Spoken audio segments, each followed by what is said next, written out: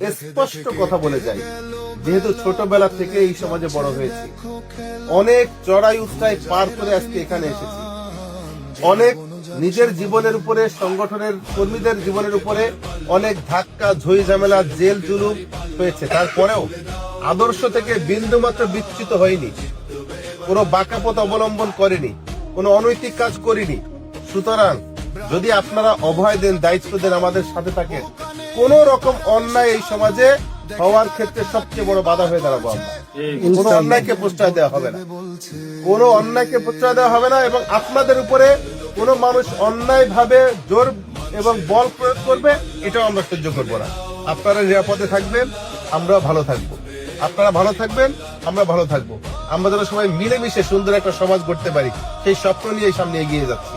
আপনাদের কদর মূল্যায়নটা বাড়ে নির্বাচনের আগে, বাকি সময় নেতারা খোঁজ নেয় না, সময় পায় না। আছে না এরকম অবস্থা? আমাদের আশা করি এরকম বিষয়টা হবে না, কারণ আমরা তো সবাই শিল্পপতি না। যারা আমরা জামাত ইসলামের নেতাকর্মী আছি, আমরা শিল্পপতি না যে অনেক দূরে গিয়ে মাসের পরে মাস অবস্থান করতে হবে, আমাদেরকে খুঁজে পাবেন না, এরকম হবে না। আমরা একেবারে গাঁও গ্রামের মানুষ, এখানে বড় হয়েছি, জীবনের উপর দিয়ে যা যাক না কেন এখানেই থেকেছি। ভয়ে পালিয়ে বাগেরহাট ছেড়ে চলে যাই যে 10 বছর পরে, 5 বছর পরে, 17 বছর পরে, 20 বছর পরে, 4 বছর পরে আসবো, এরকম না। এই ভয়টা নেই। কারাগারে থাকলেও বাগেরহাট, অসুস্থ থাকলেও হাসপাতালে বাগেরহাট, আর ভালো থাকলেও বাগেরহাট। এই বাগেরহাটে থেকে বাগেরহাটের মানুষের সাথে মিশতে চাই।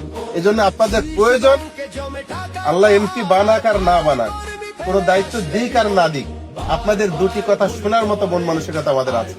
আমাদের কাছে গিয়ে কথা বলার জন্য কোনো সিরিয়াল লাগবে না, কোনো নেতা ধরা লাগবে না।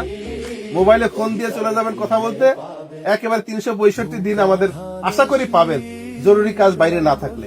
এই কারণে বলছি যে আসলে মানুষ একজন নেতার কাছে সম্পদ চায় না, টাকা পয়সা চায় না, তার মনের দুইটা কথা বলতে চায়, একটা অসুবিধা সম্পর্কে তার সঙ্গে শেয়ার করতে চাই।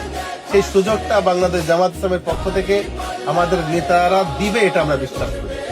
আপনারা আমাদের জন্য দোয়া করবেন, আশীর্বাদ করবেন। আমরা আপনারা মিলে যেন সুন্দর একটি সামাজিক বন্ধনের সমাজ গড়তে পারব, যেখানে সমস্ত অন্যায় মুক্ত হয়ে আমরা স্বাধীন বাংলাদেশে স্বাধীনভাবে বসবাস করতে পারবো, শান্তিতে থাকবো, নিরাপদে থাকবো। এটাই আমরা চাই। সবাই ভালো থাকবেন, আমাদের জন্য দোয়া করবেন। আল্লাহ হাফেজ।